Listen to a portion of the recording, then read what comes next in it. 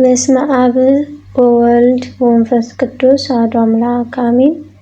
መጽሐፈ ምሳሌ ምዕራፍ 14 ብልሃተኛ ሴት ቤቷን ትሰራለች፣ ሰነፍ ሴት ግን በእጇ ታፈርሰዋለች። በቅን የሚሄድ ሰው እግዚአብሔርን ይፈራል፣ መንገዱን የሚያጣምም ግን ይንቀዋል። በሰነፍ አፍ የትዕቢት በትር አለ፣ የጠቢባን ከንፈር ግን ትጠብቃቸዋለች።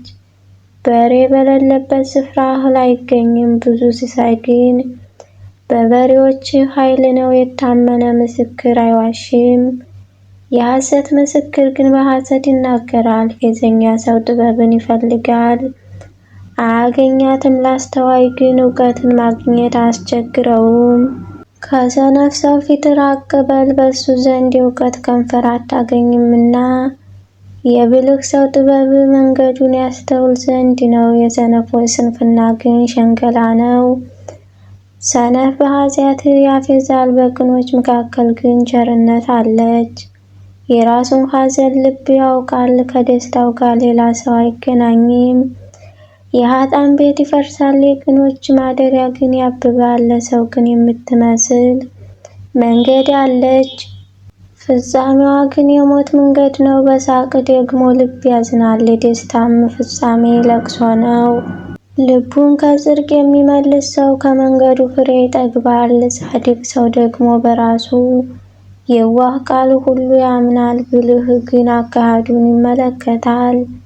ጠቢብ ሰው ይፈራል ከክፉም ይሸሻል፣ ሰነፍ ግን ራሱን ታምኖ ይኮራል።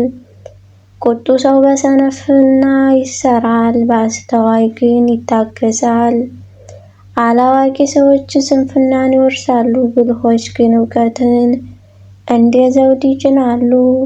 ኃጢአተኛዎች በደጎች ፊት ይጎነበሳሉ፣ ኃጥአን በጻድቃን በር።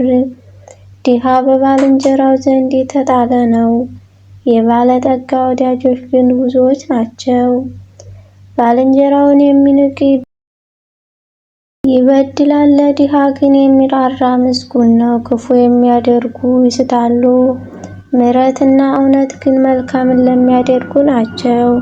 በድካም ሁሉ ልምላሜ ይገኛል፣ ብዙ ነገር በሚናገር ከንፈር ግን ድህነት ብቻ አለ። የጠቢባን ዘውድ ባለጠግነታቸው ነው፣ የሰነፎች ስንፍና ግን ስንፍና ነው።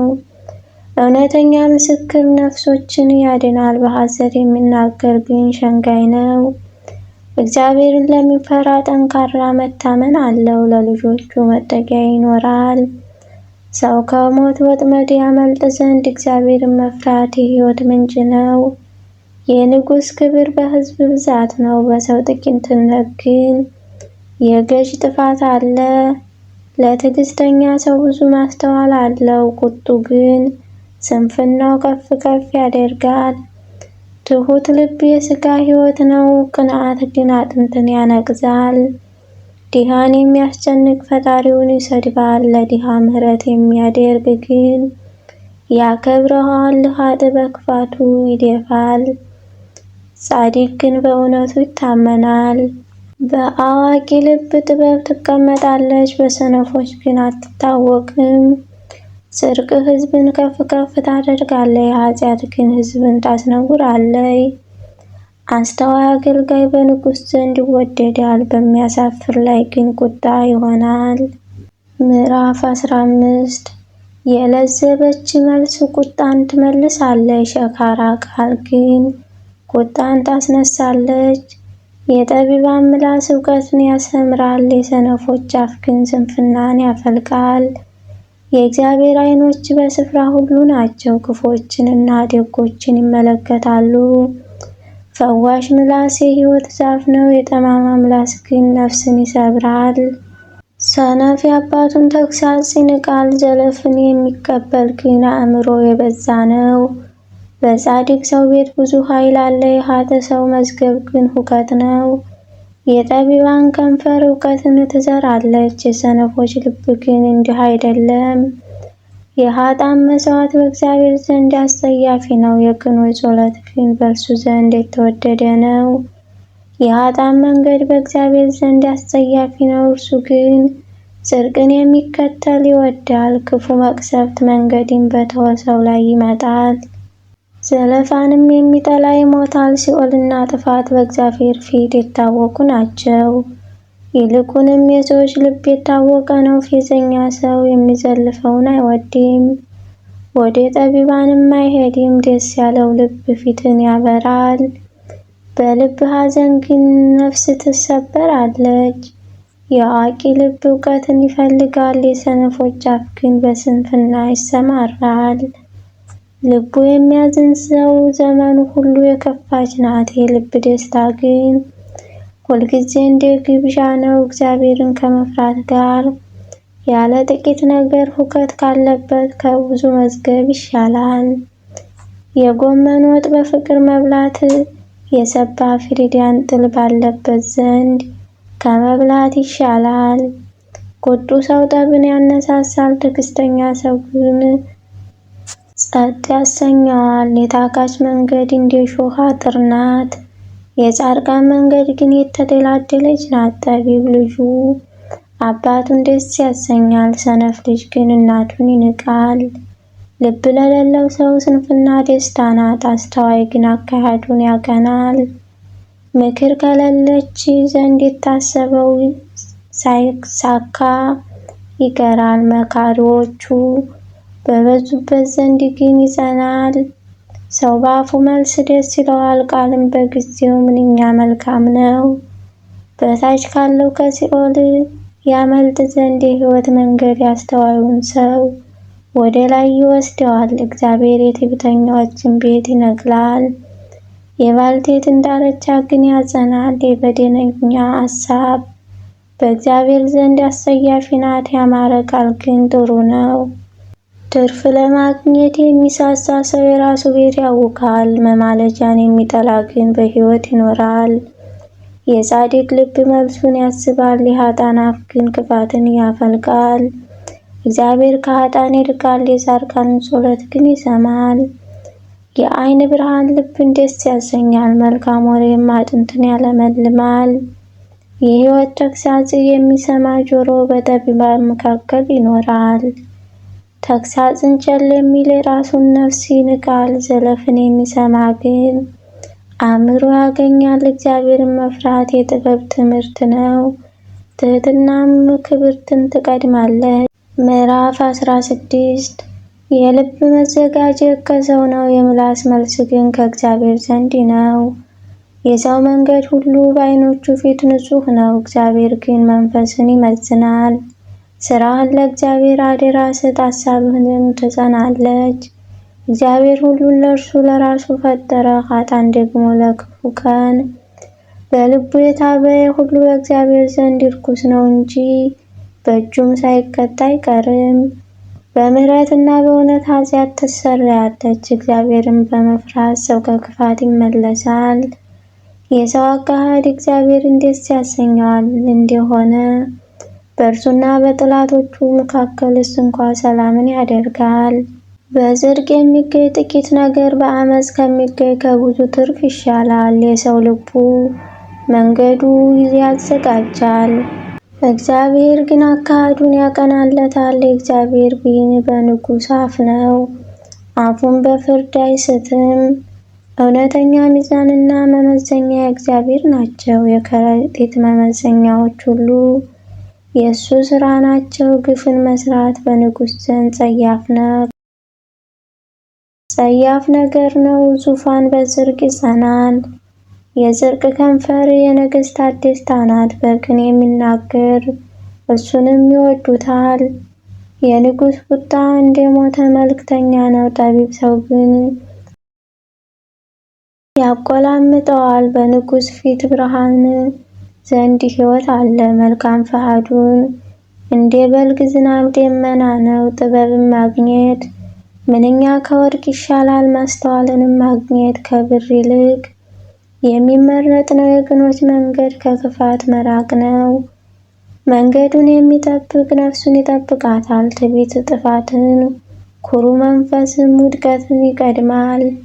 ከዕቡያን ጋር ምርኮ ከመካፈል ከትሑታን ጋር በተዋረደ መንፈስ መሆን ይሻላል። ቃልን የሚያዳምጥ መልካም ነገርን ያገኛል፣ በእግዚአብሔር የታመነ ምስጉን ነው። ልቡ ጠቢብ የሆነ አስተዋይ ይባላል። በከንፈሩ ጣፋጭ የሆነ ትምህርትን ያበዛል። ገንዘብ ላደረገው ሰው እውቀትም የሕይወት ምንጭ ነው። ስንፍና ግን የሰነፎች ቅጣት ነው። የጠቢብ ልብ አፍን ያስተምራል፣ ለከንፈሩ ትምህርትን ይጨምራል። ያማረ ቃል የማር ወለላ ነው፣ ለነፍስ ጣፋጭ ለአጥንትም ጤና ነው። ለሰው ቅን የምትመስል መንገድ አለች፣ ፍጻሜዋ ግን የሞት መንገድ ነው። የሰራተኛ ራብ ለእርሱ ይሰራል፣ ለአፉ ይጎተጉተዋልና። ምናምንቴ ሰው ክፋትን ይምሳል፣ በከንፈሩም የሚቃጠል እሳት ነው። ጠማማ ሰው ጥልን ይዘራል፣ ዞሮ ጠቢብ ሰው የተማመኑትን ወዳጃቸው ይለያያል። ግፈኛ ሰው ወዳጁን ያባብላል፣ መልካምም ወዳይደል መንገድ ይመራዋል። ዓይኑን የሚዘጋ ጠማማ ሐሳብን ያስባል፣ ከንፈሩን የሚነክስ ክፋትን ይፈጽማል። የሸበተ ፀጉር የክብር ዘውድ ነው፣ እርሱም በጽድቅ መንገድ ይገኛል።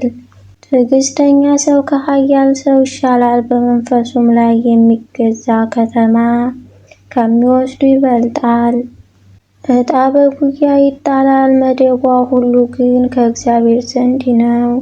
ምዕራፍ 17 ጥል ባለበት ዘንድ እርድ ከሞላበት ቤት በጸጥታ ደረቅ ቁራሽ ይሻላል። አስተዋይ ባሪያ ነውረኛውን ልጅ ይገዛል፣ በወንድማማች መካከል ርስት ይካፈላል። ማቅለጫ ለብር ከውር ለወርቅ ነው፣ እግዚአብሔር ግን ልብን ይፈትናል። ክፉ ሰው የበደለኛን ከንፈር ይሰማል፣ ሐሰተኛም ወደ ተንኮለኛ ምላስ ያደምጣል። በድሃ የሚያላግጥ ፈጣሪውን ይሰድባል፣ በጥፋት ደስ የሚለው ሳይቀጣ አይቀርም። የሽማግሌዎች አክሊል የልጆች ልጆች ናቸው፣ የልጆችም ክብር አባቶቻቸው ናቸው። ለነፍስ የኩራት አነጋገር አይገባውም፣ ይልቁንም ሐሰተኛ ከንፈር ለመኮንን አይገባውም። ገንዘብ ባደረገው ፊት መማለጃ እንደተዋበ ዕንቁ ነው፣ ወደ ዞረበት ስፍራ ሁሉ ስራውን ያቀናል። ኃጢአትን የሚከድን ሰው ፍቅርን ይሻል፣ ነገርን የሚያደምጥ ግን የተማመኑትን ወዳጆችን ይለያያል። 100 ግርፋት በሰነፍ ጠለቆ ከሚገባ ይልቅ ተግሳጽ በአስተዋይ ዘንድ ጠልቆ ወደ ልቡ ይገባል። ክፉ ሰው አመፃን ብቻ ይሻል፣ ስለዚህ ጨካኝ መልአክ ይላክበታል። ሰነፍን በስንፍናው ከመገናኘት ልጆቿ የተነጠቁባትን ዲብ መገናኘት ይሻላል። በመልካም ፈንታ ክፉን የሚመልስ ክፉ ነገር ከቤቱ አትርቅም። የጠብ መጀመሪያ እንደ ውሃ አፈሳሰስ ነው፣ ስለዚህ ጠብ ሳይበረታ አንተ ክርክርን ተው። ኃጥኡን የሚያጸድቅና በጻድቁ ላይ የሚፈርድ ሁለቱ በእግዚአብሔር ዘንድ አስጸያፊ ናቸው። በሰነፍ እጅ የጥበብ መግዣ ገንዘብ መኖሩ ስለምንድን ነው? ጥበብ ይገዛ ዘንድ አእምሮ የለውምና። ወዳጅ በዘመኑ ሁሉ ይወዳል፣ ወንድምም ለመከራ ይወለዳል። አእምሮ የጎደለው ሰው አጋናን ይመታል፣ በባልንጀራው ፊት ይዋሳል። አመፅን የሚወድ ክርክርን ይወዳል፣ ደጁን ዘለግ የሚያደርግ ውድቀትን ይሻል። ጠማማ ልብ ያለው መልካምን አያገኝም፣ ምላሱን የሚገለብጥ ክፉ ላይ ይወድቃል።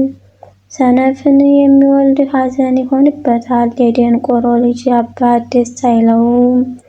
ደስ ያላት ልብ መልካም መድኃኒት ናት፣ ያዘነች ነፍስ ግን አጥንትን ታደርቃለች።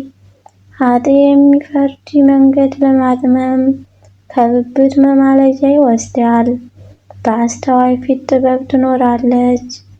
የሰነፍ ዓይን ግን በምድር ዳርቻ ነው። ሰነፍ ልጅ ለአባቱ ጸጸት ነው፣ ለወለደችውም ምሬት ነው። ጻድቅን መቅጣት ጨዋ ሰውንም በጻድቅነቱ መምታት መልካም አይደለም። ጥቂት ቃል የሚናገር አዋቂ ነው፣ መንፈሱም ቀዝቀዝ የሆነ አስተዋይ ነው። ሰነፍ ዝም ቢል ጥበብ ሆኖ ይቆጠራል። ከንፈሩንም የሚቆልፍ ባለ አእምሮ ነው ይባላል። ምዕራፍ 18 መለየት የሚወድ ምኞትን ይከተላል፣ መልካሙን ጥበብ ሁሉ ይቃወማል። ሰነፍ የጥበብን ነገር አይወድም፣ በልቡ ያለውን ሁሉ መግለጥ ብቻ ይወዳል እንጂ።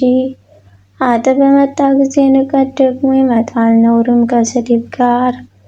የሰነፍ አፍ ቃል የጠለቀ ውሃ ነው፣ የጥበብም ምንጭ ፈሳሽ ወንዝ ነው። የጻድቅ ፍርድ ይጠምም ዘንድ ለኃጥአንም ማድላት መልካም አይደለም።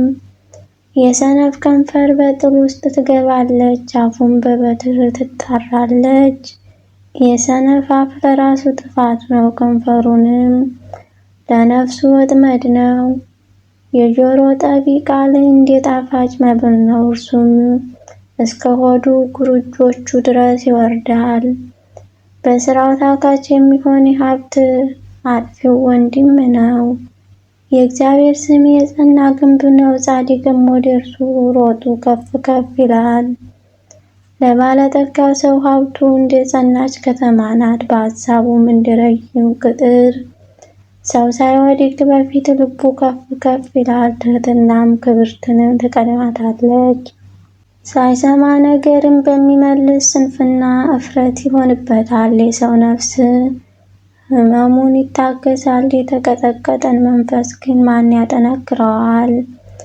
የአስተዋይ ልብ እውቀትን ያገኛል፣ የጠቢባን ጆሮ እውቀትን ትፈልጋለች። የሰው ስጦታ መንገዱን ታስፈታለታለች፣ በታላላቆች ፊት ታገባዋለች። ወደ ፍርድ አስቀድሞ የገባ ጻድቅ ይመስላል፣ ባልንጀራውን ግን መጥቶ ይመረምረዋል። ዕጣ ክርክርን ትከለክላለች፣ በኃያላን መካከል ትበይናለች። የተበደለ ወንድምም እንደ ጸናች ከተማ ጽኑ ነው፣ ክርክራቸው እንደ ግንብ ብረት ነው። የሰው ሆድ ከአፍ ፍሬ ይሞላል፣ ከንፈሩም ከሚያፈራው ይጠግባል። ሞትና ሕይወት በምላስ እጅ ናቸው፣ የሚወዷትንም ፍሬዋን ይበላሉ። ሚስት ያገኘ በረከትን አገኘ፣ ከእግዚአብሔር ሞገስን ይቀበላል። ድሃ በትሕትና እየለመነ ይናገራል፣ ባለጠጋ ግን በድፍረት ይመልሳል። ብዙ ወዳጆች ያሉት ሰው ይጠፋል፣ ነገር ግን ከወንድም አብልጦ የሚጠጋጋ ወዳጅ አለ።